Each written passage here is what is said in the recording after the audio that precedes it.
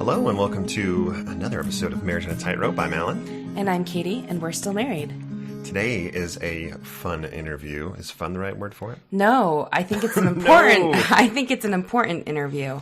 Today, if you didn't know, is Suicide Prevention Day. That's worldwide. September 10th. Right. We wanted to talk a little bit about mental health and dedicate some time to that. In this episode, there are triggers. There is a suicide attempt. So if that's something that would be triggering for you, please. It doesn't come out of the blue either. It's mentioned right before they talk about it. They say, now we're going to get into talking about suicide. So if that is a trigger for you, there is a warning right before it happens as well. And then the other trigger is something called limerence. I didn't know what this was. I had to look it up. Allan, what is limerence? Yeah, limerence is, and this is not me reading a definition, so I apologize if I get it wrong. Limerence is like an irrational, involuntary attraction or need for a relationship with someone. It's a very codependent state of mind. And in this case, it was with someone other than the spouse. Correct. We go into great detail about that. So if extramarital, and there's nothing graphic or anything about it, but if that type of situation is triggering for you, this is your warning as well. The third trigger that we would say is, I do talk in this episode. So if for some reason you just don't like hearing my voice, I'm just kidding. That's my trigger. No, this is a massively important thing to talk about. You know, I know that all of you may have heard or may have not have heard, but on our last episode, we mentioned someone in our own group who took their life. And it's one of those subjects that sometimes doesn't get enough attention. There are people who are really struggling with mental health post-Mormonism, and we are lucky enough that we get to hear some of those stories. But I just want to say big kudos to this couple, Rachel and Jon, for telling their story, because I think that it's something that needs to be talked about. I also think that there's a lot of shame wrapped up in it, and there's a lot of taboo thought around it. And so just big kudos to them for being open and willing enough to tell their story and share it with all of you. And the last thing before we get to the interview that I'd like to plug real quick is I have a dear friend that I grew up with who started a podcast called Mental Illness and Me. Her name is Katie Houston, and she's incredible. She interviewed Katie and I on our struggles with... What is it with you and Katie's? You know, this is funny. Can I do the side? I dated so many Katies growing up, I had little nicknames for them. There was Katie the Catholic. The Katie I'm talking about here was Katie of the Covenant. What was your name? What was your name for Katy Perry? Oh gosh, Katie the Klepto? She liked to steal things? I No, don't know. she didn't. I didn't have one for her. No, and if you're wondering, Katy Perry, like the star Katy Perry, you would be correct. She was not Katy Perry. She was Katie Hudson. But you were the most important Katie of all. You were Katie the Keeper. Yeah, it took him like 3 years to figure that one out. There's not a lot of K words. Anyway, so Katie Houston. Hi, Katie. Hopefully you're listening. She interviewed Katie and I to talk about my bout with mental illness after my dad had passed. Pretty emotional episode. Many of you may know that story, but this gets into some pretty good detail. About 38 minutes just about that experience that I went through with my dad. And Katie tells her experience as well. So go check out the Mental Illness and Me podcast, at least our episode. The other ones are great as well. And we hope you enjoy this interview with Jon and Rachel. We would like to welcome Rachel and Jon to Marriage on a Tightrope. Hi, guys. Hello. Hi. Thank you for having us. Bienvenidos. Yes. Nada. We are so excited to have them both on. They have been good friends of ours for a while now. When did we meet? April 2019. That's right. Yeah.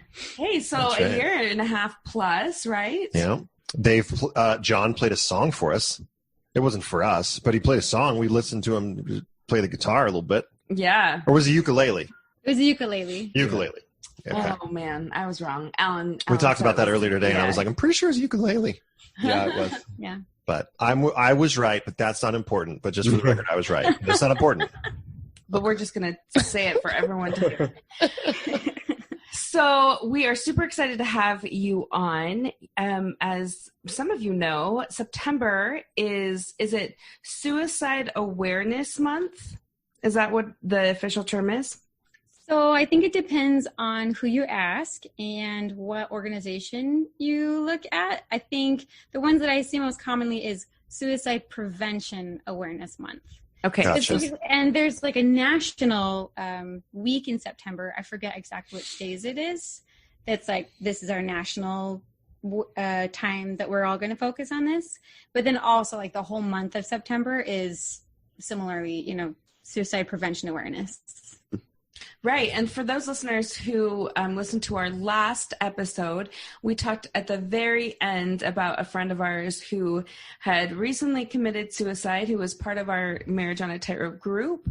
And so as we were talking about this, it became clear that this is something that we really wanted to talk to anyone out there who had a story to tell us and that would help us. And luckily, Rachel and Jon were very kind enough to, when we asked them to share their story with us. So we want to just jump right into it. Maybe we'll start with Jon. Jon, do you and Rachel want to just go through a little bit of your backgrounds, maybe how you grew up and how the church was influenced in your life and how you met? Sure. I grew up in Phoenix, Arizona, and was born into a very conservative, kind of traditional, Orthodox sort of Mormon family. On my mom's side, she was born into the church. They have like pioneer ancestors and all that stuff on my mom's side. My dad was a convert. He converted when he was 16, either 15 or 16, if I have my numbers right. And he was joined shortly after by the rest of his family, including his parents. So I've been raised in the church my whole life. My parents were quite strict about what they lived their lives and how they parented. Their parenting style was very much revolved around doing the right thing, whatever that was to my parents. Which I imagine the church provided a lot of that. Yes, it was structure for them. Heavily influenced by the church, yes. Okay, so rapid fire. Was there caffeine in your house? Well, of course. Of course. All right, they're all for one so far. My dad would drink caffeine. My mom would not. Okay. When you were on vacation, did you go to church on Sundays? Yes. Oh, that's a big orthodoxy test right there. Yeah. What are some other ones? TV or sports on Sundays? No. What about wearing church dress all Sunday? My dad would watch TV, but I wasn't allowed to. Only the Lawrence Welk show. And then, what was your question? I think Rachel asked. Oh, what was your question? question? I said, in your family, did you guys wear your Sunday best all day long on Sunday? Nope. Oh, okay. All right. You're on the Thankfully, 3 out of 5 on the Orthodox scale. Rachel, how about you? So I grew up on the East Coast. So I don't know. I feel like I had a bit of a different experience growing up in the church than people in like Arizona, like where Jon grew up. A lot different. Yeah. The longer we're married and talk about things about the church, the more little differences come up. Anyway, so I grew up, I was one of the youngest in a very big family. So by the time my parents got around to having me, they were like way more chill. I remember my mom even once saying to me before I started high school, she's like, this is a big deal. This is going to be really hard. You're going to be stressed out. If you ever need a day to just like take off and relax and skip school, that's fine. I trust you. Totally not. Yeah. So like very different from how they raised my older siblings. Yeah. But we still had like really pretty Orthodox practices at church, relating to church at home. We didn't have caffeine in the house, like no caffeinated sodas. We all gave my dad a super hard time sometimes when he would like get a Coke or something. It's like you haven't actually had a childhood if you haven't had caffeine in your childhood. Oh man, and we policed each other so bad. I'm sure. Oh yeah. And there were times we went through like phases where we would either like wear your Sunday best all day Sunday or not. And I don't know. Yeah. But like I said, my parents were like a lot more chill about stuff and more, I think, encouraging and supporting kind of parenting. Yeah. They were a lot more hands off than Where what Jon my grew up parents with. were more hands on, was more like a kind of, at least when I was younger, it's like a corporal punishment kind of system. Like you do what you're supposed to do, or you get the belt, right? So that was kind of my childhood sort of discipline system. That timeouts, sitting in the corner, you know, random arbitrary punishments. It seemed like, not a whole lot of understanding and empathy as a kid should probably get. So Does that play a role later on when you're with your mental health? Yeah, and a big well, I mean, as far as from what I can tell, looking retrospectively back at my life, that probably was influenced by my upbringing in this way. Why don't you tell us how you both met? Yeah, because if one's in the East and one's in the West, Right. there's either a meeting of the middle, or I would guess the East comes to the West. We'll see. We met at BYU. Yeah. So, East came West. Yeah. We were both in choirs, and there was one day when we had like a combined choir. So I was in the women's chorus. He was in the concert choir, which is better than women's chorus, by the way. He's an amazing singer. I'm like super okay. I'm a very okay singer. Anyway, so there was a combined choir concert, and I was looking for a ride home. So Jon was available, and he lived in the same apartment complex. So he gave me a ride home, and that's how we met.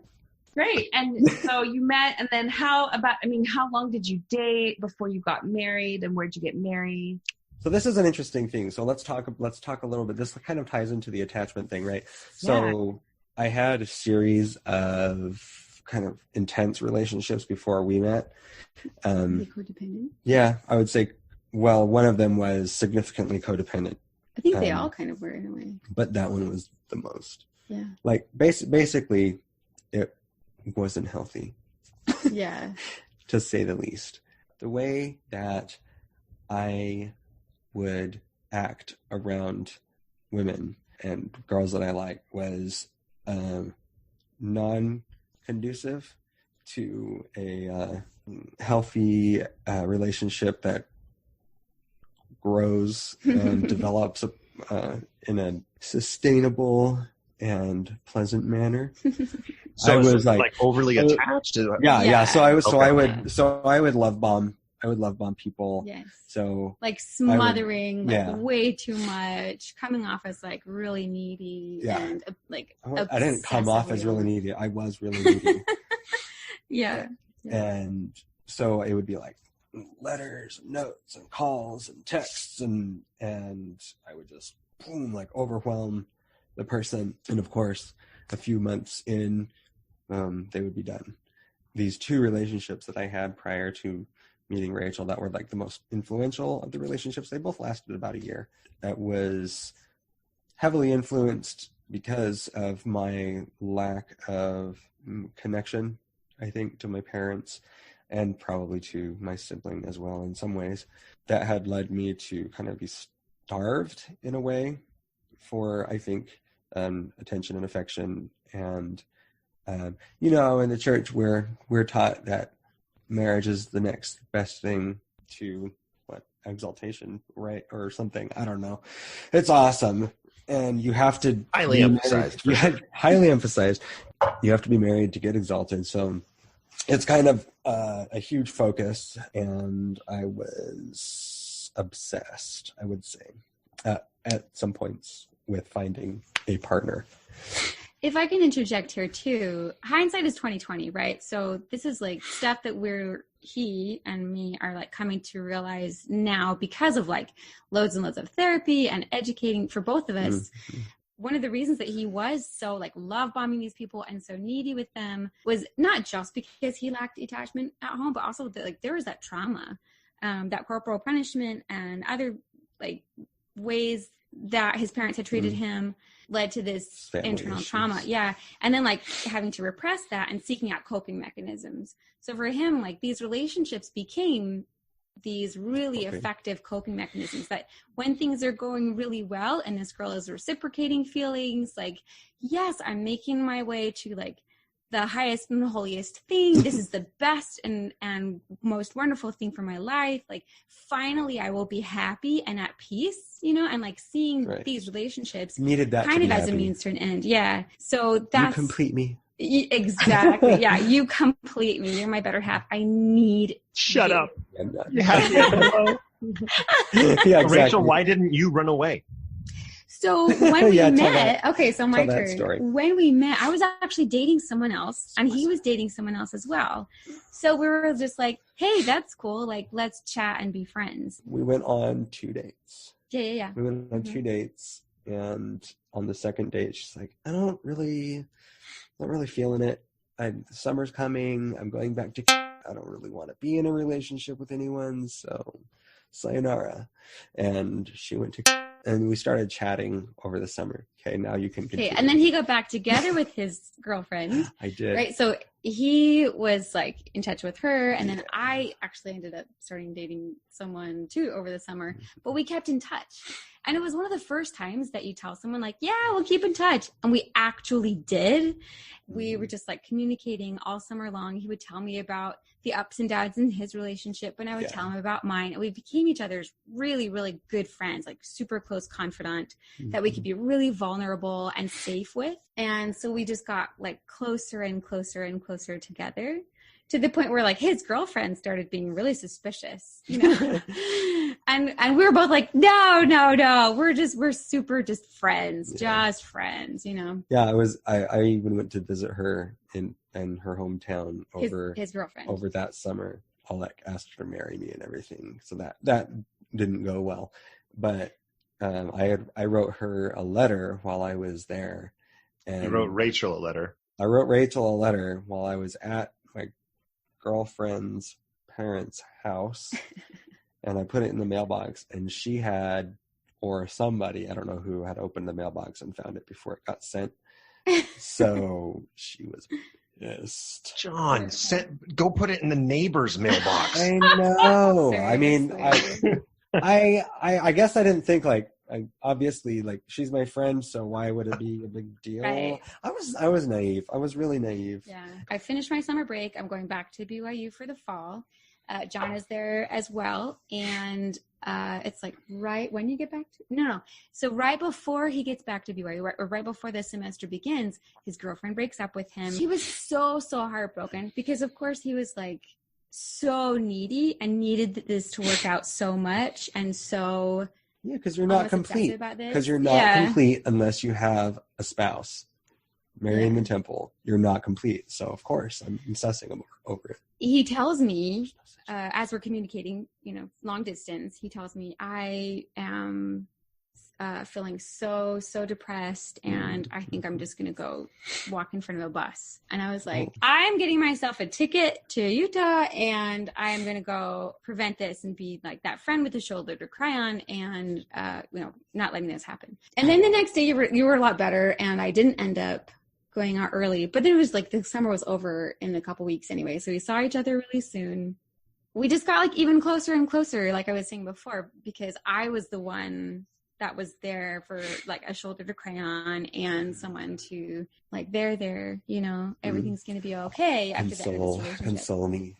So then a couple months in, I ended up breaking up with my boyfriend that I had over the summer. And then a few months after that, John said, hey, I think we should try dating. And I was like, what? Why would we do that? Like, why would we risk jeopardizing this amazing friendship we've had? I've never had this with anybody else in my whole life. And he hadn't either. And what we had was like a really healthy relationship, which I think for you is I had never had that before. the first time. Yeah, the first time he'd ever had a healthy relationship, because there was nothing on the line. There was nothing at stake. Like, we were totally friend zoned. It was so safe, you know? So he brings this up. It's like was this like January Yeah, 2007. it's like January, Right. early February. And I'm thinking, and finally, with some advice from some friends, they're like, why would you not date your best friend? Don't you want the person you marry to be your best friend? And I was like, oh, okay. Yeah, that makes sense. Yeah. Once I made that decision, like, then I started getting these like more romantic feelings from him. Because before he was just totally friend zoned, right? But then I kind of got like the butterflies and the Twitter patient, and I was like, yes, let's date. And then, so this is like February 2007. And so we dated for a couple months until the end of that semester, right? It's like May, I guess, ish.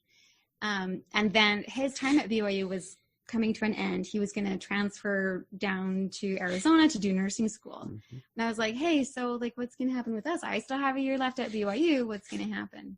You want to take it over?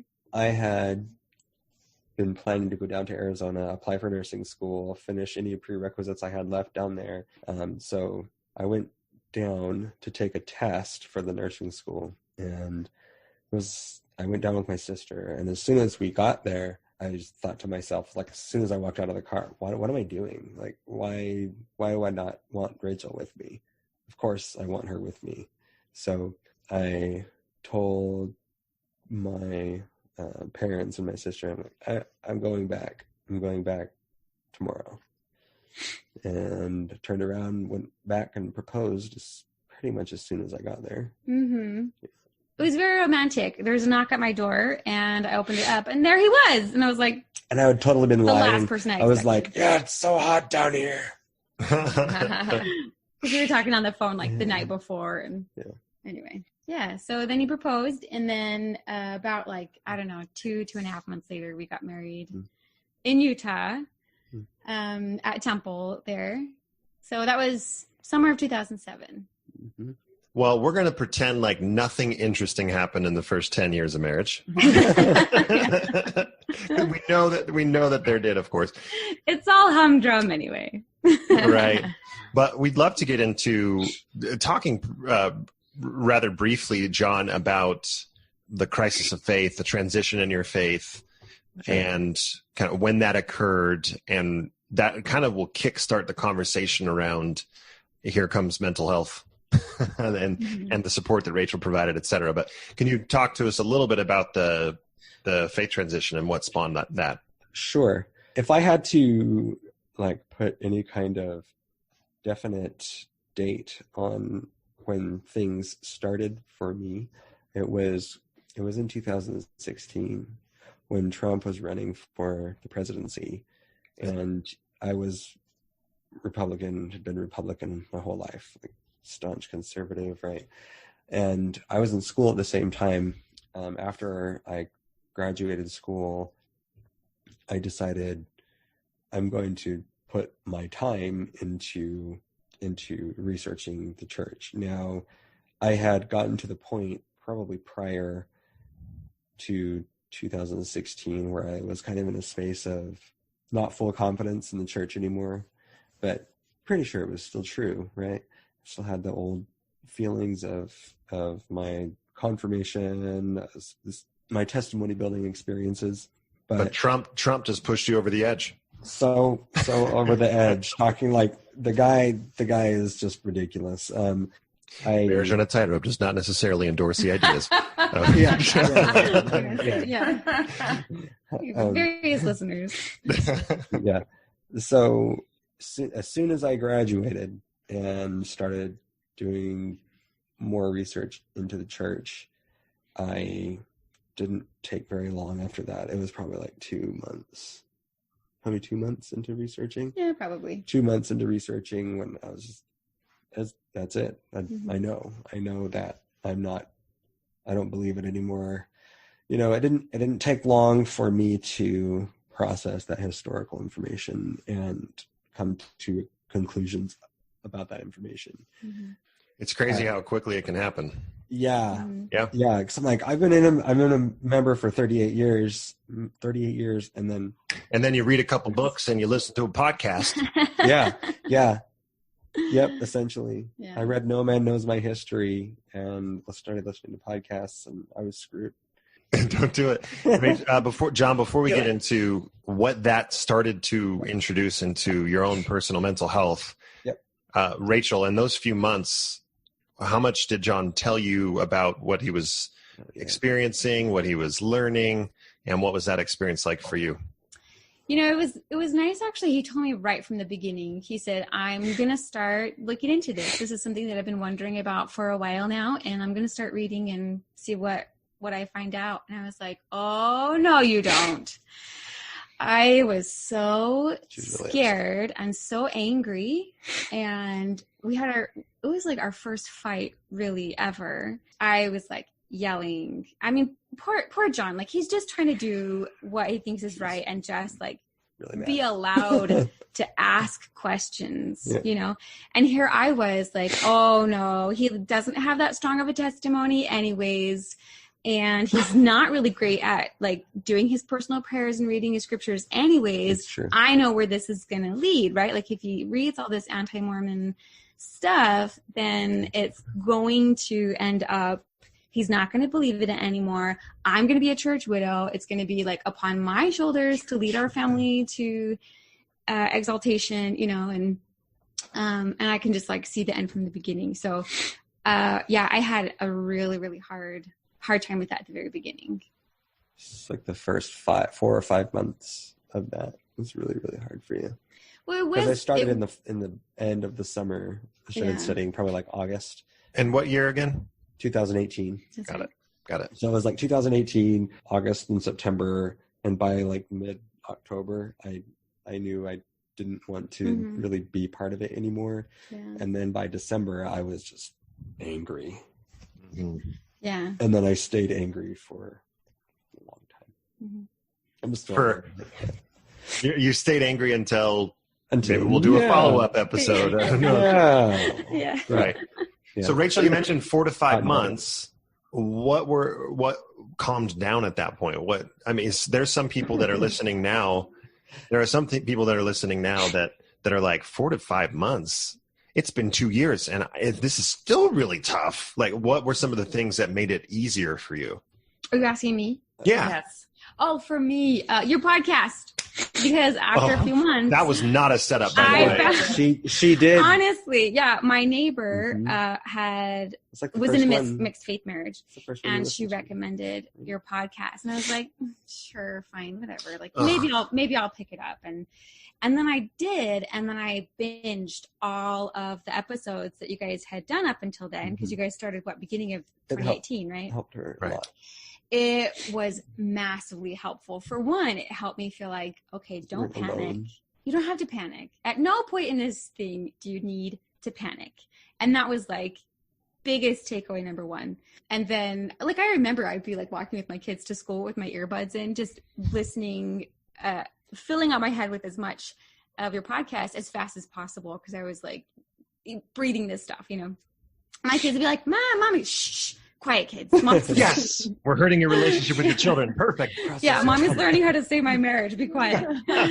You're next. So yeah, honestly, that was massively helpful. And then also there was this time when Jon really made things clear for me. He said, you know, there comes a point when I have all these feelings, right? Like confirmations from the Holy Ghost and things that I feel and that I remember having feelings about. And then on the other hand, there's all these like facts that I've learned and all this like logic and reasoning information. And at some point, like one really outweighs the other, and I can't just live on just my feelings anymore. And so I had this kind of aha moment that like he is working with all the information and all the life experience and personal judgment that he has. He's doing this with his integrity. So much being really life honest experience. about this. And so I actually came to like totally respect his decision. And I had read enough about the stuff that he was learning about to understand like, okay, I get it. I see there are valid concerns here.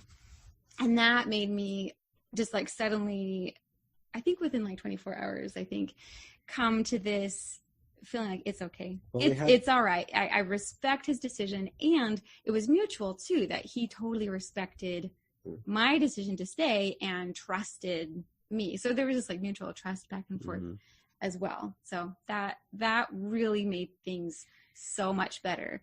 I mean, there were still hard times, like when I realized one moment that our oldest would be baptized in 2 years, and I was like, oh, he's not going to be the one to do the baptism. And that was like fresh heartache all over again. And then, like he was saying, by December 2018, he told me, like, I'm going to take my name off the church records. And I, like, the next morning I ran to a neighbor's house and we just like sobbed in each other's arms. And she just let me, like, all the ugly crying, all like the wet tears on her shoulders, so much grief. So although I was in like a really okay place, there were still those times that was like opening up, I don't know, I guess like Pandora's box of grief, you know, all over again. So we still had some of those moments. They still happen to us too. Yeah, I They happen to know. everyone. John, do you want to take us through what led to some of your, like, the mental health crisis that you ultimately, what we're getting to, right, on the program? Do you want to take us through that? By December, I had become quite angry.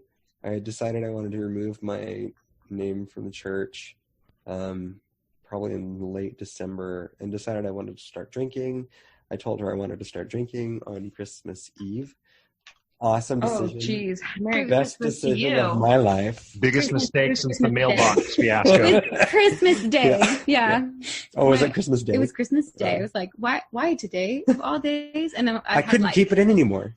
I was super like, swollen red eyes the whole day. Yeah. It was awful. I didn't tell you in the morning. The whole day. Whatever. Anyway. You wrapped a note and put it Anyway, underneath the Christmas So tree. she was like pushed to her limit as far as like me making changes. So like stopped wearing garments, started drinking, told her I wanted to leave the church, stopped going to church, and filed my notary Resignation. letter and resignation and all of that within 4 months. 3 months? 3 months. Within 3 months. So in between December and March, all that happened. As all of that happened, and I was full of indignation, right, at being deceived, that's how I felt.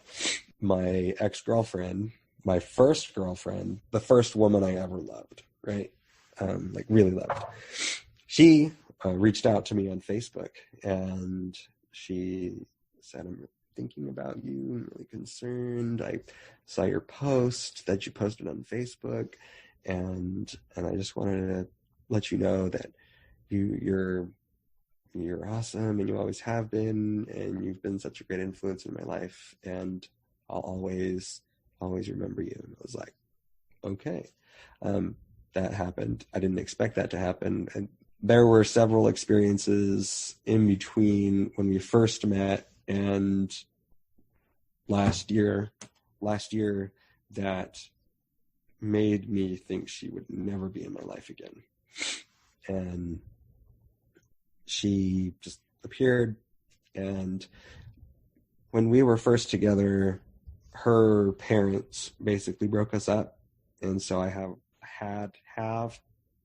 it's better, a little bit better now because of everything that happened last year, but I had a lot of anger toward her family, and I messaged her back, and I said, hey, let's start a correspondence, because it would be good to talk through some of these things. It would probably be really good for me, and maybe good for you too, because I knew she had been traumatized by the whole thing with her family and our breakup, because it was really, really awful. It's back in 2003. So it's really, really a long time ago.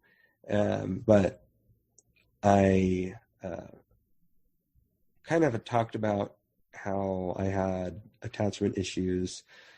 So when I met her after I came home from my mission, and I felt like she was the most incredible, amazing woman, right? So I've come to talk with my therapist about it, and what I was reaching for was like the female ideal, right? That I had been told was the female ideal. Spiritual, musical, extroverted, dancer, you know, like all the things, right? So I was really attached to her, and then we broke up 17 years ago. And then last year she shows up again. And it's, it didn't take long for me to start feeling a lot of emotion again. Not just, oh, I'm glad she's talking to me again. It was like grief, right? Grief. I remember driving home after she had reached out to me a couple days after she had reached out to me, and I was just like a complete and utter mess coming home, just thinking about my past experiences with her. So there was a lot of trauma. I would say is trauma. Mm. A lot of unprocessed emotions from 20 years previous. Mm-hmm. So when I started cultivating this relationship again, 20 years previous. I'm rounding up 3 years, almost 2 decades. How's that sound? Almost 2 decades later. I latched onto her as an escape and a coping tool. Mm-hmm. Rachel, I'm listening to this and I'm feeling like super uncomfortable.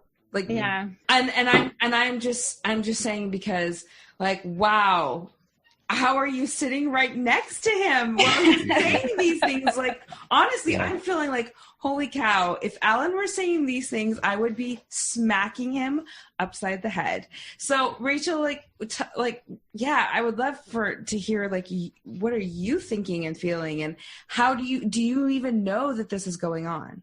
Yeah, so I knew about everything. Every communication that they had back and forth, I was there for.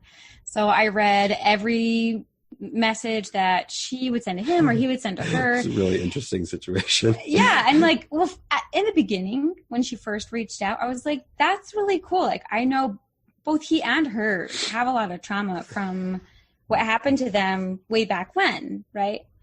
And I was like, I'm super secure with our relationship. I'm not afraid of anything happening. And I'm like literally here with everything too. So everything was like very above board. Their communications were actually like bringing up some happy memories for him too. And for the first time in many months, he wasn't angry anymore. Yeah, and I was like, oh my gosh, like he's getting back to his normal self. It's like 6 months of being angry. Yeah. And then all of a sudden I was Mr.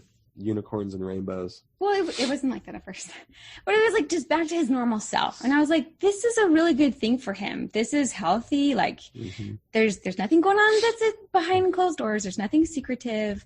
There's nothing that I need to worry about. Like, this is fine.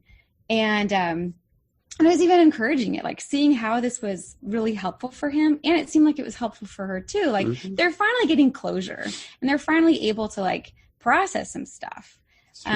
Yeah, and so it actually was like really helpful in the beginning. Yeah.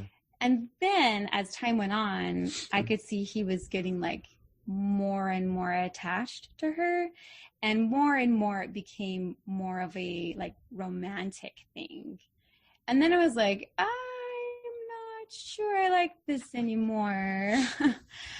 and then it got to the point, It got to the point where he started having extreme emotions. So he would be like extremely elated with every communication and we would like see her in person and hang out, and like me and her would talk about like raising our kids and, you know, all the mom stuff. And we became really close friends, and she was really great. She was really nice. So that was fun. But then, yeah, his feelings started being more extreme. So he'd be like, so elated when we got to visit her or help her, you know, whatever, and getting communications and getting the text messages. And then when there was a lack of communication or like she'd let us know someone had hurt her in some way, then it was like these really, really low lows and this like super intense anger coming back. What I recognized was like, this is not him. This is not himself. This is not normal. This is not like a person just falling out of love with their marriage and falling in love with someone else. This is extreme stuff. And it was like almost like a drug, you know? And it got so bad.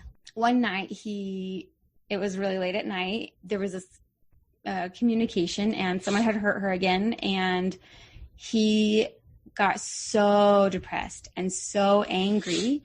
He started like not being able to breathe. Do you want to talk about this part? Punched holes in the wall. So I had a panic attack, which I'd never had before. And so it scared me a lot. This is a weird situation, right? I never thought I would be in this situation. She never thought she would be in this situation. So, okay. So this relationship that I had with her was so codependent. I felt even last year, like I still have never got to tell her how I felt. Right. So now I'm going to be able to tell her how I felt and feel. Because when she came around, I just realized I've never stopped feeling strong feelings for this person.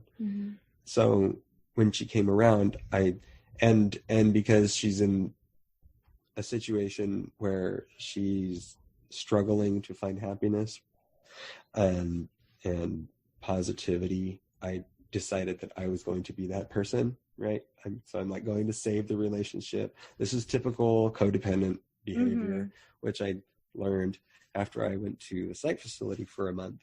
We were on the phone call. We hung up the phone, and I just remember being so angry at what she had just said about how she was being treated. I got up and I threw a bunch of pillows, and then I punched a hole in the wall, and I got on my motorcycle and I drove around Phoenix at like 120, 30 miles an hour, just because I didn't have any. I gave 0 Fs about injuring myself or dying at the time. So I did that. I went to the store. It's like, I'm just getting alcohol maybe will help. So I got some alcohol, came home, drank like one alcoholic cider, and then just lost it. I started crying, sobbing, and hyperventilating, and feeling this overwhelming feeling of being trapped. I'm going to pause you right there. It wasn't the alcohol that did that, just so you know. I just saw the listeners are clear. Like, he's a big man. Like, it takes a lot of alcohol to like actually do anything for him. So just wanted to make that clear. I woke her up and I said, what did I say? I don't even know. I need you or something like that. Yeah, something like that. I need help or something. So she came out and tried to calm me down. Didn't work. She ended up calling a crisis hotline, and the crisis counselor wanted to talk to me, and I said no. And so she said, let's take him to the hospital. Well, the crisis, okay, so he had also said, I just want to die. I just want to die. And he said that over and over and over. So I called this like suicide hotline, and their crisis counselor, they said, we have a team that can be out there within like about 10 hours. And I was like, 10 hours? 10 He's hours. not going to be alive in 10 hours. What am I supposed to do? So they said, go to the ER. So I did. So I called up my neighbor to come and like babysit like my 2 kids a.m. at 2 a.m. Yeah. I had to take him to the ER. Awesome. He's acting totally crazy Yeah. and can hardly even remember that night. They take him into the room, and the staff there, they're like very clearly and quickly taking out everything from the room, you know, that could be a hazard. He has to give up his phone, all of his stuff, and like only wear a hospital gown that has no ties on it, you know, that kind of thing. Red gown. Yes, the red gown. Yeah. And so he sits there. He sits and waits. They give him a sedative, which was exactly what he needed. Thank goodness for that. He waits in the ER, and he waits there for, I want to say about 10 hours. 10 Yeah. hours. And then the crisis team comes, finally. But at least he was safe, you know, at least he was in a safe place. So they came, they asked him a series of questions, and they said, based on what you're telling us, we want you to go to this psychiatric hospital and stay there for a little while. You know, you'll get some psychiatric care, you'll see a therapist, and so we're gonna transport you over as soon as they call us back and see that they have an available spot. So we did that, and then he gets there. He spends about 5 days there, I think. And then they're like, okay, we're going to release you now. We didn't know going in, they don't really want to let you out, until they're sure you're not going to hurt yourself, which Jon had a big problem with, being feeling trapped and not really having access to his phone or anything. And it's kind of boring. Yeah. Well, if you've never been in a psych hospital, you're locked in, right? You're locked in. You have nothing. You have a phone that you can use. The cord's about that long and it's attached to the wall. You're with other people and you don't know what those other people are going to be like. And you can only call your loved ones at certain times of the day. Yep. So it was very anxiety producing. I just felt like a trapped animal. Yeah. Right. Obviously I needed to be there. And I knew that, but I when I got to the hospital, I just paced. I paced for like 3 hours, just crying in the hallway. So, when I got home from my mission, I was a psych tech for a few years. Oh, yeah. Really? At the Provo Utah Valley Regional Hospital. Yeah. And I mean, yeah, that's exactly it. They give you the golf size pencils, right? Yeah. And I was like, what is this? Yeah. What is this? Yeah. How am I supposed to write that? Yeah. Group therapy, you Yes. write with these tiny pieces of pencil. And then, you have visiting hours once a day for an hour, and that was it. And we had like a more acute side, right? People who were probably pretty chronically mentally ill, and then the other side, which people who were just had, breakdowns, and it's very hard to see. It's especially Jon. I mean, that must have been really hard to be there without your support system, your support network. Did you have any type of self-awareness that as to why you were there, or to like realizing, some of the behaviors that I've been exhibiting has put me here?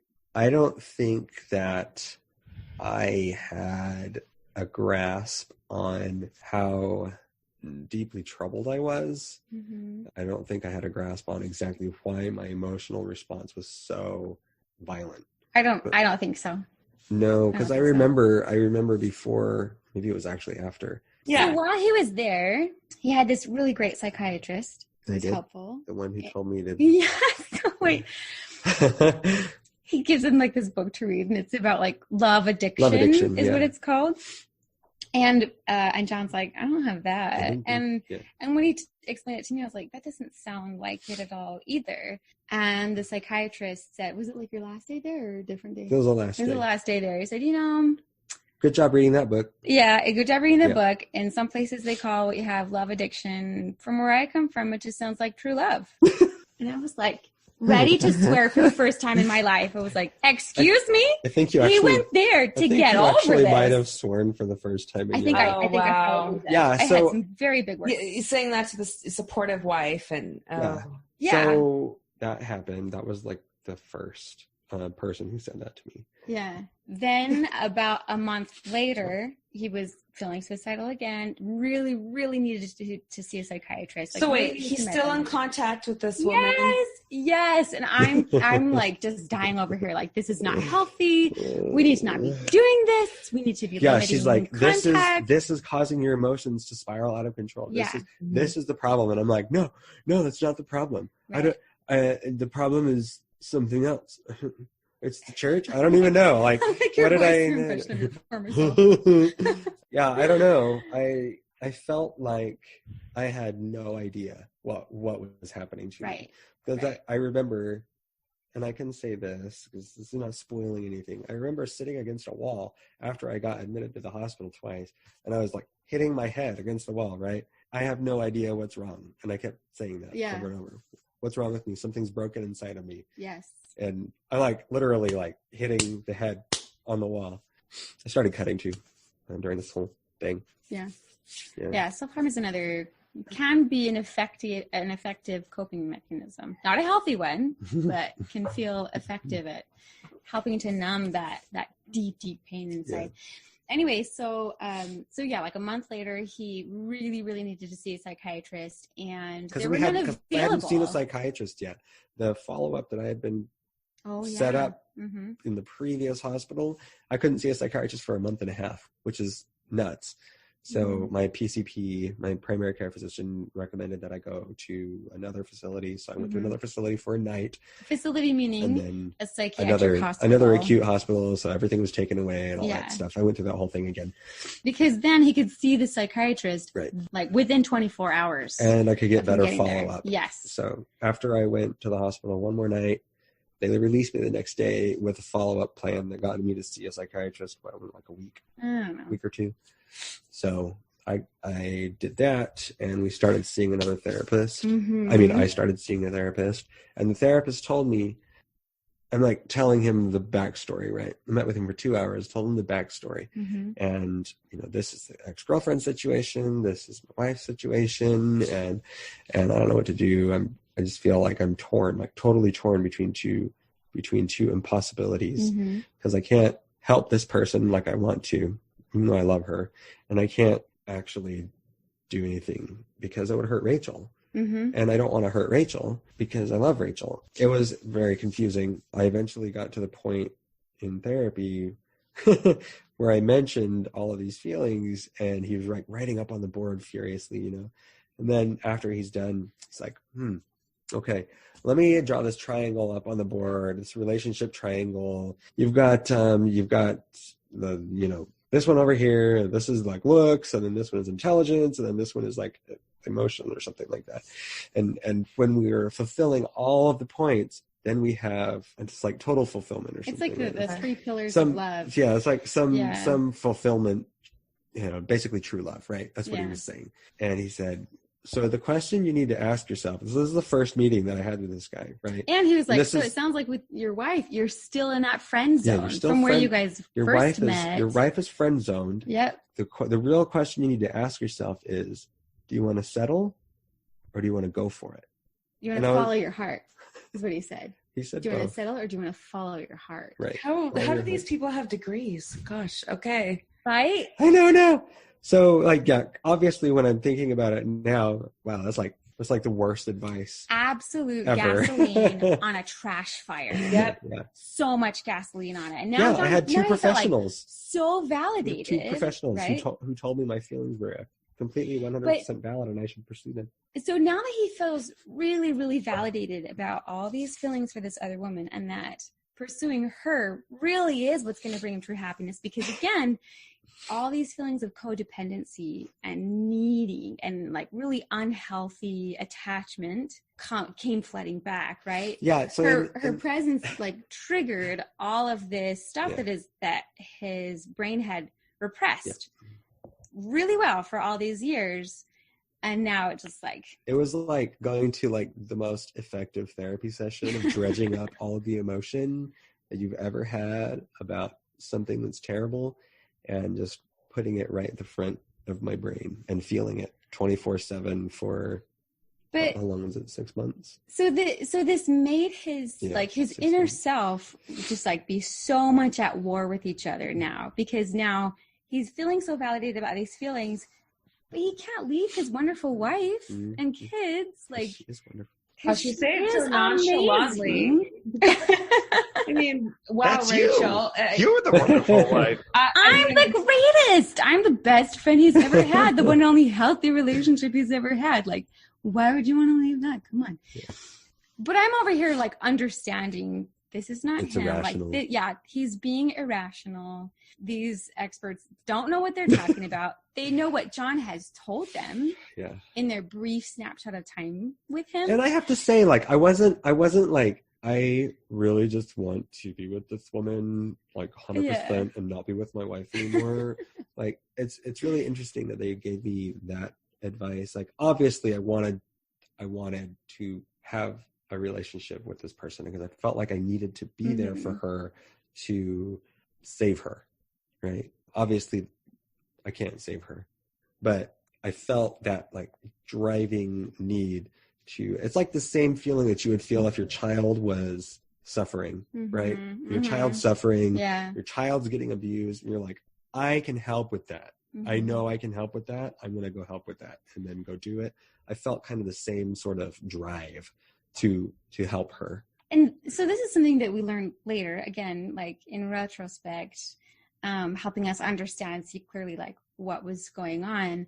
This is what our brains do. Like, this is what our brains are designed to do, to protect us, right? And find these coping mechanisms because our survival depends on it. Whatever your coping mechanisms end up being, in his case, it was this like obsessive compulsive behavior.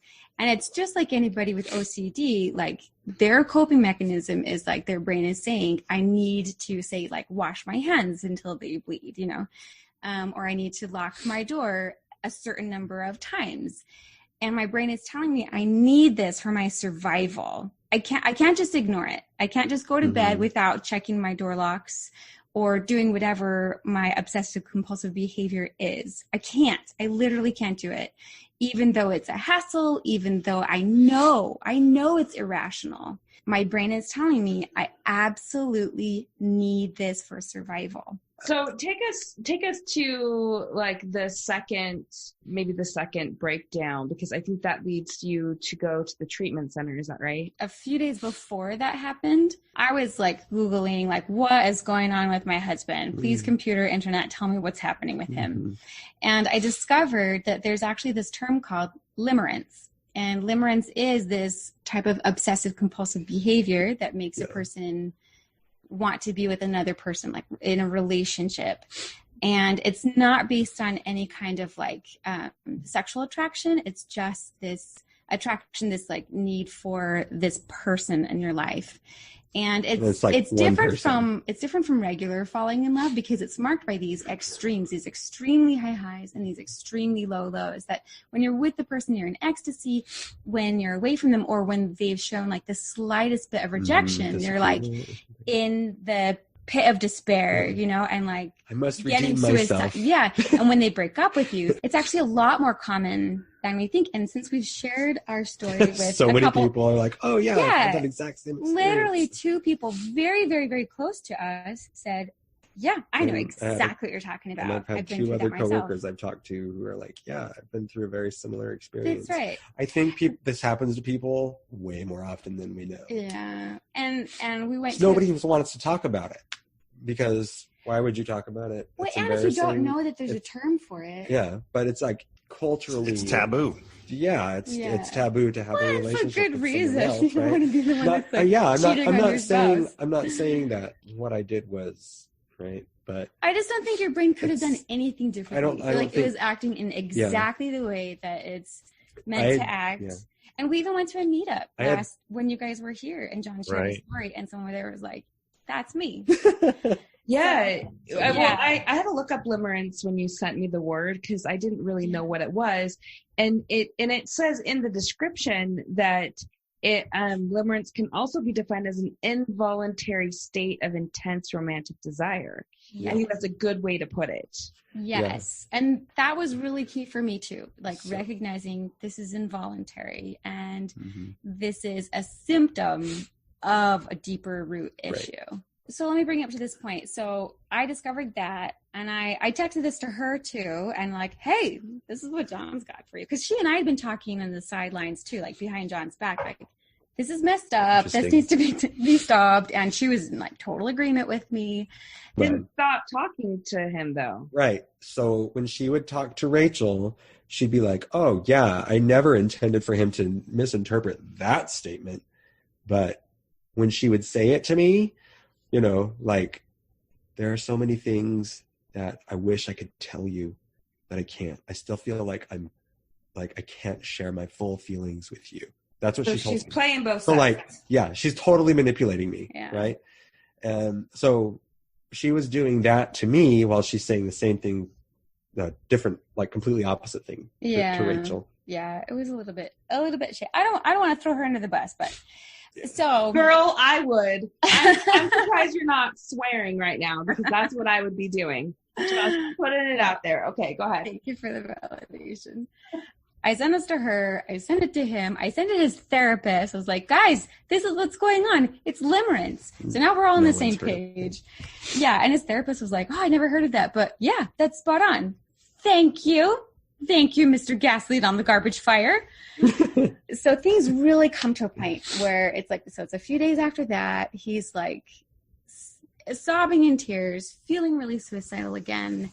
And I was like, just talk to her, just talk to her. Let's just like have a conclusion to all of this and just like be done. You need to like break up, so to speak, Yeah. And that to me was an impossibility. And I really don't want to go into all of that. I couldn't conceptualize not having this person in my life anymore. Yeah. Right. So when they finally did like have it, and I was present for all of this, when they finally did like have it out, and she was like, I'm done going to talk to you anymore, and I'm going to just like ghost you, basically. Jon was quiet, super quiet. Because not crying, not doing anything, not banging his head on the wall, not angry, not anything, just quiet. And that's when I knew like, oh no, this has gone to like a new level. I put the kids to bed and I just sit by him and I talk to him. Yeah. And at this point, I'm like depressed all the time, right? Right. Like severely depressed, where Extremely.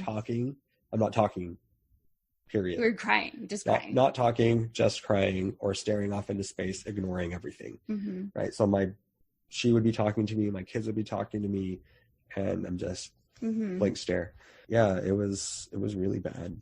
Here we're going to talk about some really especially triggering things. So for any of you listeners who don't want to hear the next part, like definitely skip ahead a few minutes. This is even more emotional than what we've talked about so far. Okay. Mm-hmm. As we're talking, and I'm like talking him away from the edge. Talking about suicide now. That's what she's talking about. I didn't know, but at the time I had gotten rid of all the guns in the house, all the knives. I hidden his keys. I was like babysitting him 24/7. It was exhausting. Yeah, she took my wallet and my keys. I had his wallet. Yeah, there was no way he could buy anything. He couldn't go any. Yeah, I had like always hid the keys. He could never have them. He could never find them. There was one time when I hung them back up on the hook, unloading the groceries, then I remembered like, oh no, I accidentally left the keys on the hook, and I looked and they were gone, and I was like, oh no. And I raced out to the garage and he'd had the keys and he was about to get in the car, but just like staring off into space. I couldn't make a decision as to what I wanted to do. Give me the damn keys, So anyway, this night, right, we're having this conversation and I feel like, okay, he's all right. I'm going to go to bed. I have to get some sleep.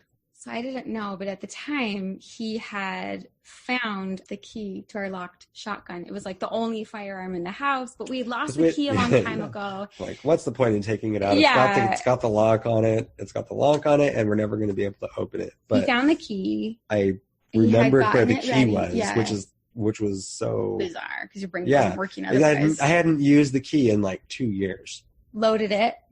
It was ready to go. He had drafted his goodbye note to me on his phone. He was just waiting for me to go to sleep so he could drive out to the desert. He was gonna make like one last phone call so we would know where he was, and then shoot himself and be done and not have this pain anymore, not have this internal warfare anymore. It's the easy solution. Right. Simple, not easy. Simple. So for me. I didn't know that. Yeah, she didn't. Thankfully, I had said like just happened to say like just the right combination of words that made him back down and not decide to go through with it. The next day, you had therapy, right? Oh. Yeah. And he told me. I found out and I was like, oh my gosh, it was so close. We were so close. And I'm like freaking out. And I'm telling his therapist, because he had a therapy appointment like that day or the next day, I'm telling his therapist, if you don't petition to have him committed to a psych facility, I will. Because I can't do this anymore. She told me she was going to petition me, and I said, if you petition me, we're done. Yeah, like our marriage is done. I will never forgive you for that. That's the point that we had come to, which was really, really bad. So for those of you who don't know what a petition is, You send documentation to the court that shows that you're not a sound mind. Yeah. right, and you get sent to the state hospital if the judge approves it, Yeah. and they usually do. Yeah. And if you do get sent to the state hospital, again, they don't send you home until they think you're ready to go home. So you're kind of like a prisoner. And it's like it feels like 3 months, being a prisoner. Yeah, and 3 to it's like, 6 months. They told me. Yeah. If I had gotten petitioned. Yeah. So he probably would have lost his job, would have lost the house, but he'd be alive. So his therapist talked with him, and he gave me a decision. So, do you want to? This was the therapist who had given me the bad advice, right? So he gave me good Same advice. person. He gave me good advice this time, so not completely totally useless. without hope, right? So he said, really, you have 2 choices to make. One is kill yourself, and you know how that's going to end. You know the possibilities of that. You're done, and you have no more opportunities. But if you stay alive and you go get treatment, you have an unlimited number of opportunities before you. And in my brain, I'm like, oh, that means I can be with her. That doesn't make sense, but I like your involuntary clause in your limerence definition, Katie. Because I really felt like it was involuntary. Absolutely. It was like somebody hitting a hammer on your knee when they're checking your reflexes. I felt like I had no control over the whole situation. I felt like when they say a spell is being cast, that was true, legit magic. That's how it felt. So I come in, Jon tells me choosing to live, and his therapist makes me promise to tell him, where are you going to send him? Okay, I recommend a residential treatment program. So not just short little hospital stays like he's had so far. He needs a serious, long program at a residential place where he can be safe. Intensive. I'll have professionals there to help him. And I was and I don't have to babysit him anymore. Thank goodness. Someone qualified professionals are going to take care of him. From the moment we left there, I was nonstop checking for a facility, and especially someone that would take our insurance, because I knew it would end up being $60,000 to $70,000 out of pocket if we had to pay out of pocket for about a month-long stay. And then who knows if he would be there a month or 2 months or 3 months. So it was really important for me to find somewhere within our insurance network. So I was looking high and low, calling up place after place after place, looking all over the internet. She did so much research. Finally, I found one 2 days later and called them up. They said they had an opening. They interviewed him on the phone. And she was in Tennessee. It was all the way across the country. Yeah. So, and he went we got the first flight out. Yeah. So that's kind of what brought him all the way to having that huge crisis, this enormous breakdown, and then into this psychiatric residential treatment center. Yeah. Kind of breaking away from the timeline, what ended up being the most helpful? That's part A. Part B is to this day, are there things based on your understanding of how your brain works and all the help that you've gotten that you still have to do today in order to stave off some of those problems you've had in the past? Good question. First question. First one was, first one was basically condense that you go to the psychiatric residential facility. So condense that. What ended up helping you get out of crisis mode? There was so much stuff that happened, right? So you're in group therapy 5 hours a day. You're seeing the psychiatrist once or twice weekly. You're seeing your therapist twice weekly. Plus you have horse therapy and all these other types of therapy, recreation therapy and whatnot. And, they have lectures and things too, to teach you about the different things that are going on in your life, like coping and poor coping, which I was doing. And they gave me the information on the codependency, and I read through it and I'm okay, so I obviously am severely codependent with this person. And I need to start addressing those things.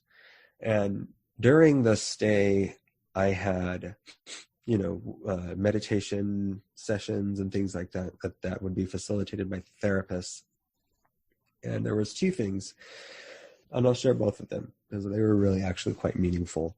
The third week there, 2.5 week there, when I was finally starting to see some improvement in mood and all of the symptoms that I was experiencing, like my emotional roller coaster started to kind of die down a little bit, I got pneumonia, and I was breathing progressively worse throughout that following 4 days. And eventually I was on breathing treatments like every 2 hours, and I was this close to calling the ambulance to come and get me, but I had them take me to the hospital eventually.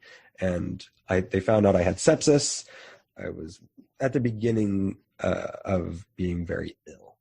So it was like a little bit ironically funny that like we'd saved him from suicide all the way to like come and die of pneumonia and sepsis alone at this hospital in Tennessee. Yeah. So I get to the ER, and by the time I get to the ER, I'm starting to become delirious. I've got respiratory alkalosis, and my body's not doing well, right? And they do all the tests, and they start all the antibiotics, and they start the IV fluids, and I've got holes in me and tubes. And then after I was stabilized, the nurse is like, bye, I'm going to be back in an hour. And everybody left within like a minute, right? Everybody's there, everybody's gone. And I'm just sitting there, and I just remember feeling this feeling of intense like loneliness, right? And the need to be, I don't want to say cared for. I don't know if that's exactly right. I felt lonely, and I wanted to not the be need for like connection. Yeah, because you are totally disconnected from everything that's outside, right? Not any phone. I have letters that I can write, but I'm not getting any letters in a timely fashion by the time I'm sick here, right? I'm like barely starting to get letters. I get into the ER and they leave, and while I'm sitting there thinking about how lonely I am, I start crying, right? Like start pitying myself for being sick in the middle of this state when I know nobody, and I'm in this place for suicidal people, and I got these issues going on. So I was quite sad. And then my therapy training, I guess, kicked in, and I said, nobody's going to come and save you. I said it to myself. This is like, I said this to myself out loud. I'm like crying. No one's going to come and save you. No one's coming here. You're here alone, and you're enough. That's what I said to myself out loud. You're enough. I am enough. I'm enough. I'm here with myself. And I think that was like one of the first times when I actually felt like okay, and not during my time at a residential psychiatric facility. I felt like not lonely for the first time in 3 weeks. Well, probably longer than that. Because, longer than that. Yeah, months, right? Because I had been isolating myself. But that was probably the biggest experience, which is funny because you go to the residential psychiatric facility to get fixed, right? And you assume that you're going to get fixed there, but I actually got fixed in the ER leaving there. But that was probably the most influential. And then I came back and did 3 more days after I got out of the hospital, and then I was done with the program. So I feel like that was probably the best thing to happen to me. Mm-hmm. Yeah, while I was there. Rachel, I can imagine that it was very difficult for you to be in Arizona while he was in Tennessee doing his treatments and having, I mean, probably less contact than you ever had before, right? So tell me, how do you keep going? I mean, you found the residential treatment center for him. You got him there. You talked about all the things you did to help keep him alive. What are the things that you were able to do for yourself? Or, I mean, how did you survive through that time? Do you know, actually, when he left, I was so relieved. She was relieved. I didn't miss him at all. Because she'd been so worried about me. Yeah, because the months leading up to it were so stressful and so like I'm responsible for his life, you know, kind of like every little thing I did, And even like where I put the keys was like a life or death and situation. and things that I didn't make her feel any better about herself. Absolutely, right? yeah. Because she's feeling inadequate and all of these other feelings that go along with feeling abandoned. Right. Yeah.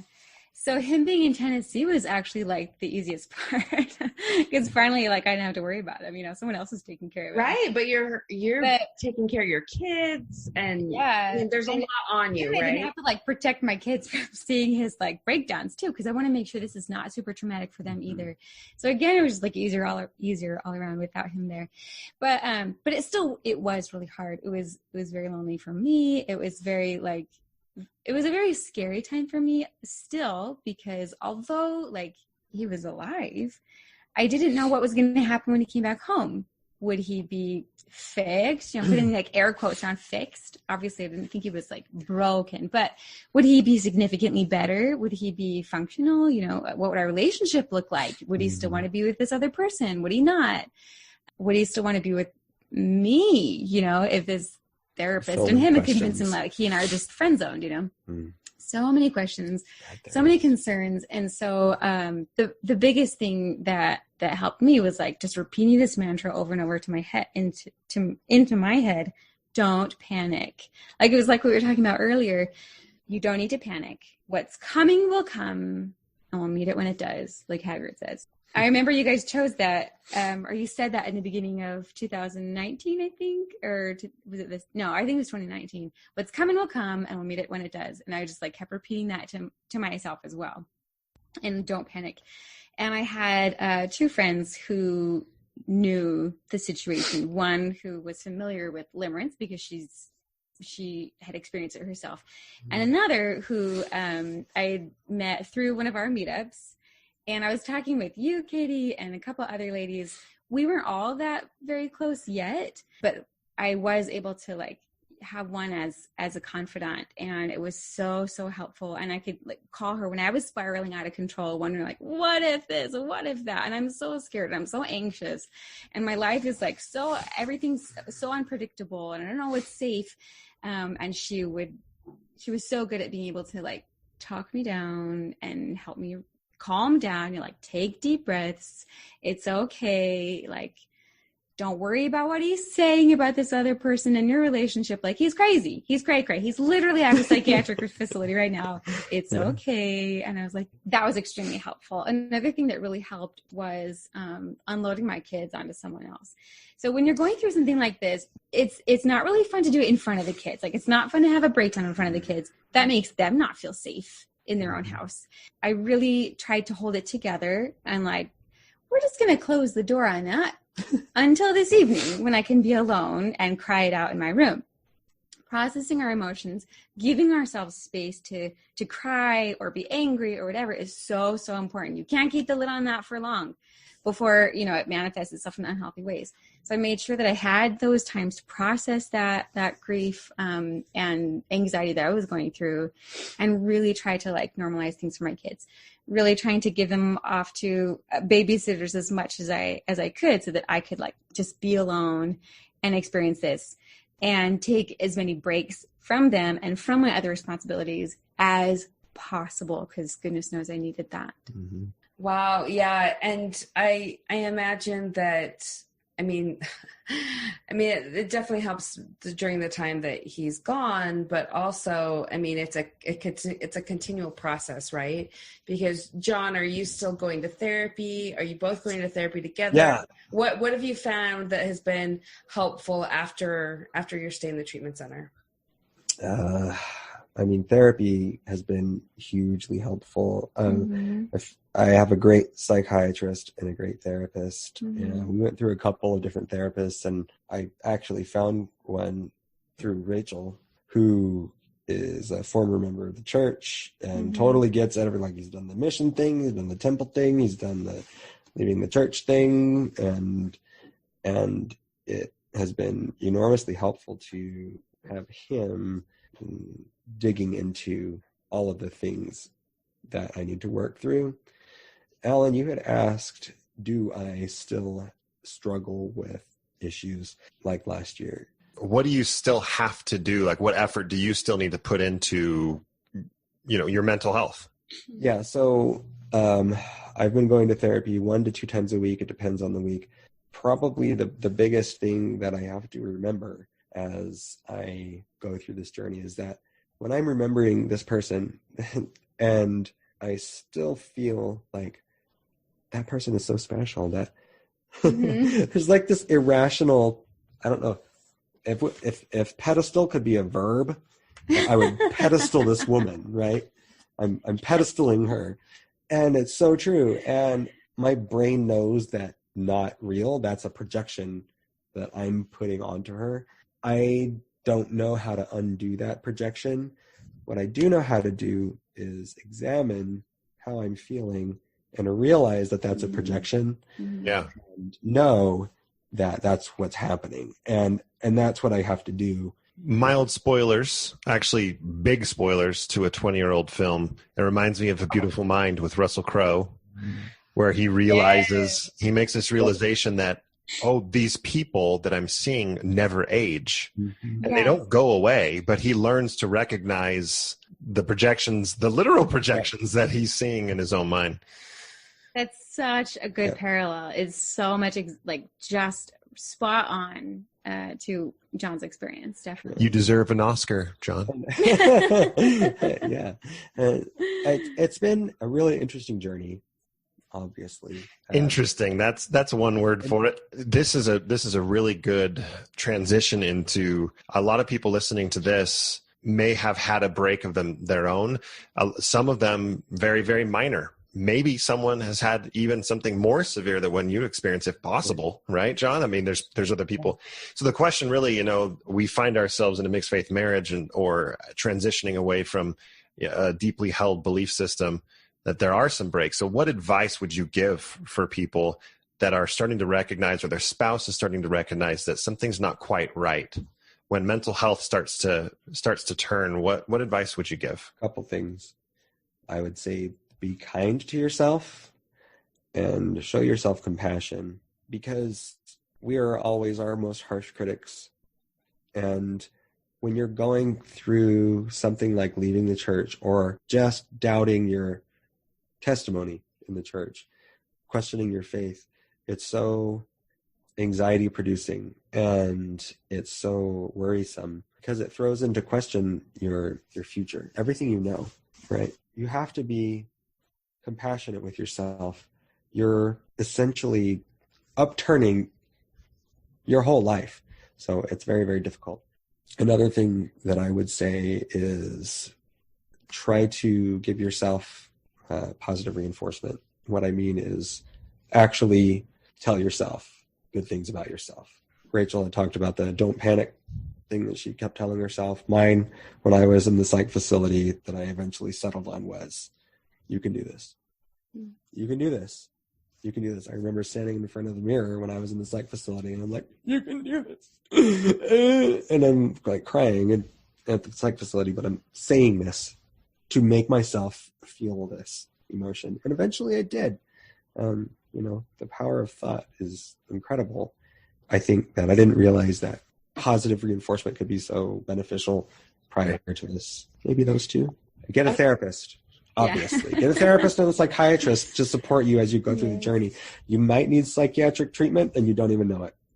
I'm going to add 2 things to that too. Number one is get a provider, get a therapist or a psychiatrist, both preferably, and book it right now, because sometimes you'll find someone that's like, this feels like this is going to be a good match. This person is affordable. I want them. 2 months and you out. call up, you 3 call months up out. and find out they're not taking appointments until 3-4 months out. So book your appointment right now. You can always cancel it if you change your mind or you find someone you like better. no problem. Just book it right now because they fill up.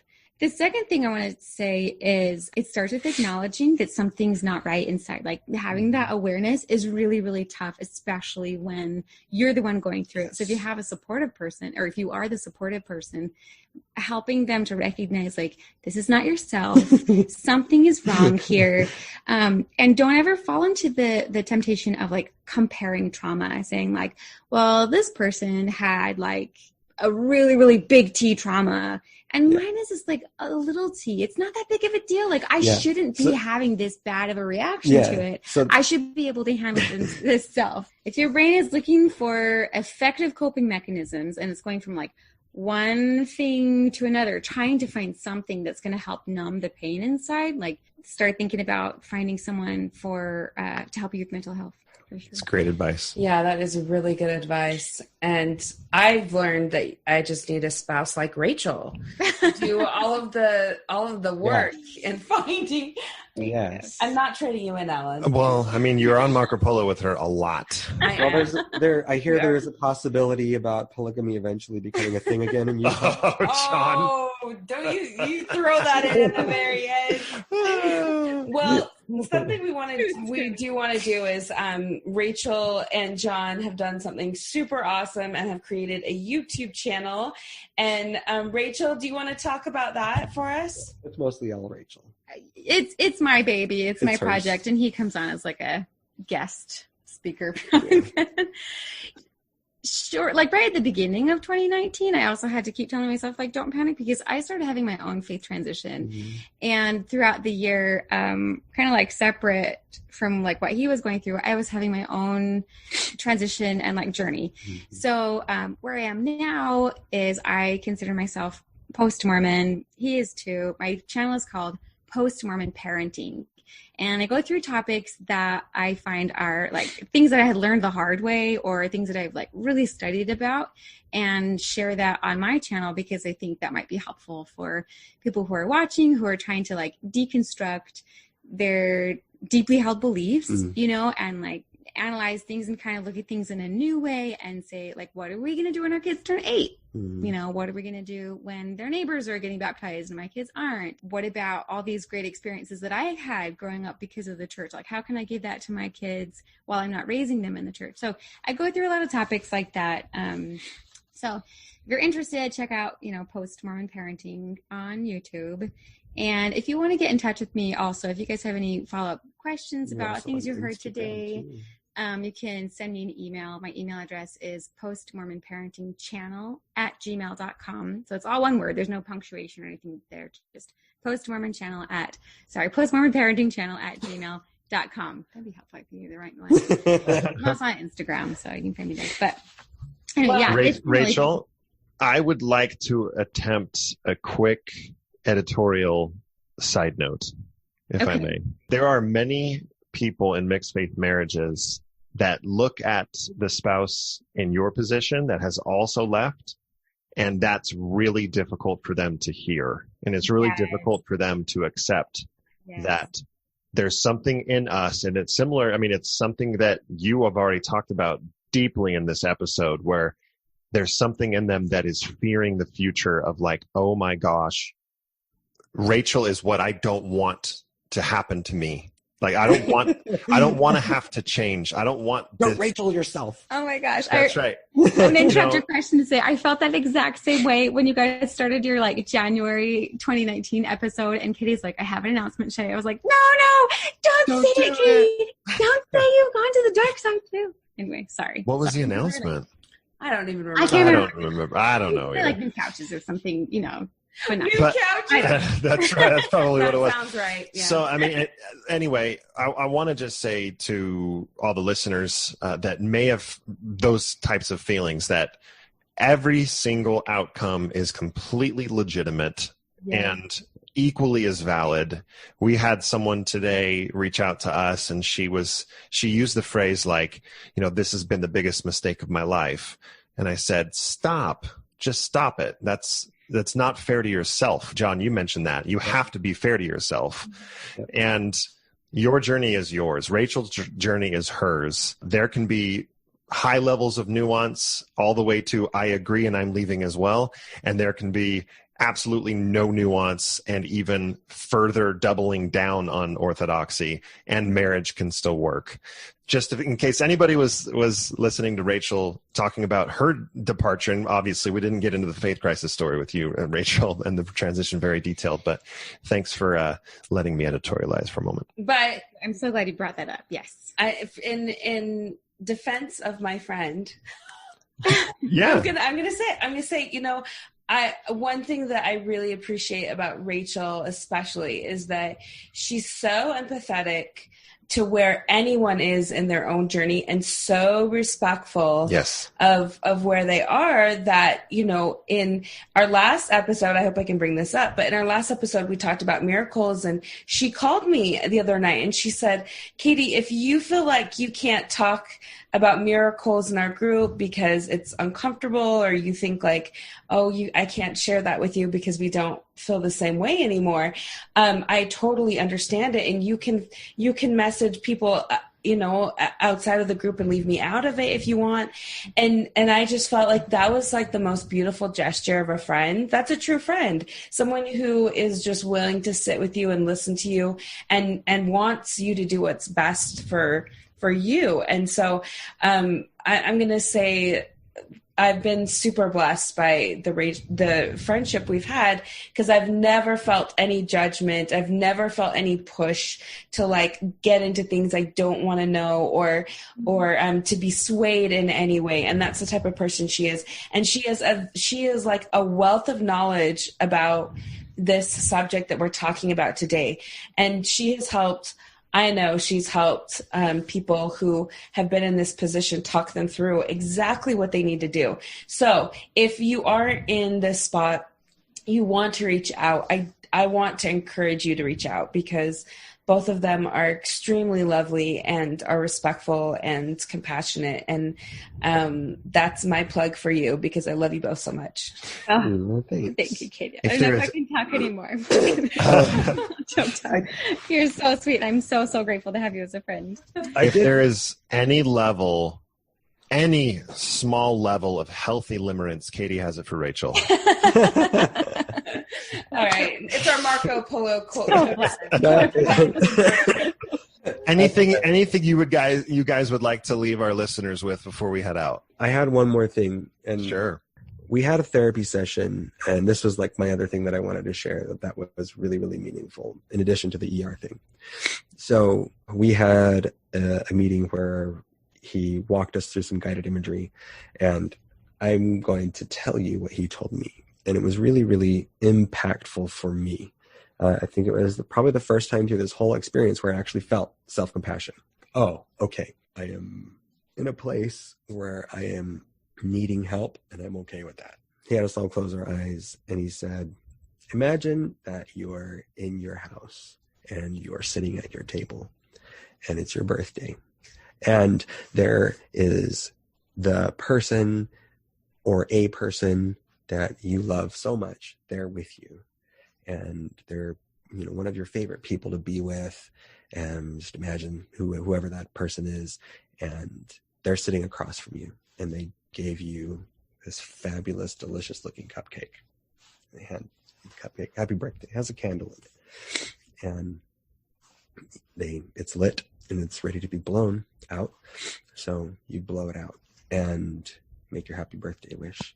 And you see the smoke rise up into the air. And as the smoke rises up into the air, all of your own problems, all of your own issues and concerns and worries and depression, anxiety, all of that goes up into the smoke. And as it's in the air, you're looking at it, and you see it slowly descend onto the person that's sitting in front of you, that person that you love so much. And now all of their problems include the problems that you're currently experiencing. How would you treat that person? What would you say to that person? And that's exactly what you need to say to yourself. That was hugely impactful for me. Mm-hmm. Awesome visual and kind of mental exercise we can all go through. Yeah. Mm-hmm. Rachel, any last words from you, my friend? Katie's friend?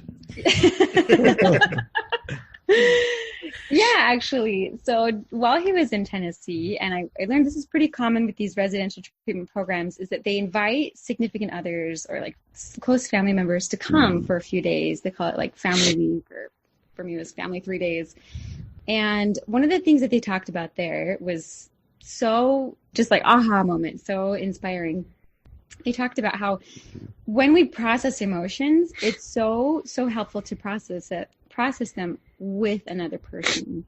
But it can't just be anybody. It's got to be someone you trust, someone that's going to be really, really safe, someone that's not going to be critical of you or judgmental or criticize you for what you're going through or what your coping mechanisms are, and how like if we want to get better, like we have to practice these emotions.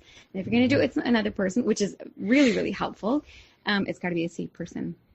And so then it was kind of the conversation turned toward us as like the supportive spouses. Like if you want to be a safe person, and you don't have to be the safe person or the only safe person, but if you want to be a safe person for your loved one who's going through this really hard time, you have to be like really, really non-judgmental, really not critical, just like totally as much empathy as you can muster. And so for me, like when Jon came home and he picked up a couple of things that I considered bad habits, or like really unhealthy coping mechanisms, I had to like really swallow all that down and dig deep into my empathy and be like, I understand. I see you must be having a lot of pain inside if you're looking to these kinds of things for numbing and anesthetizing.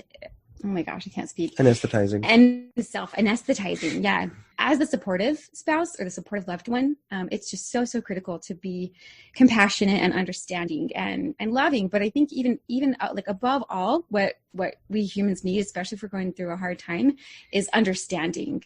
Like we've got to be just so understanding. Why do you feel that way? Tell me about how you're feeling. Yeah. With zero judgment. Yeah. Exactly. And otherwise, you're never going to meet eye to eye. You'll never understand each other, and you'll never be able to move past. I think both of your words are super wise, really helpful, not just for someone who's going through a mental health crisis, but I think that you can say that for someone going through a faith transition. This works in every scenario in a marriage, right? Yeah. No matter what the other spouse is experiencing.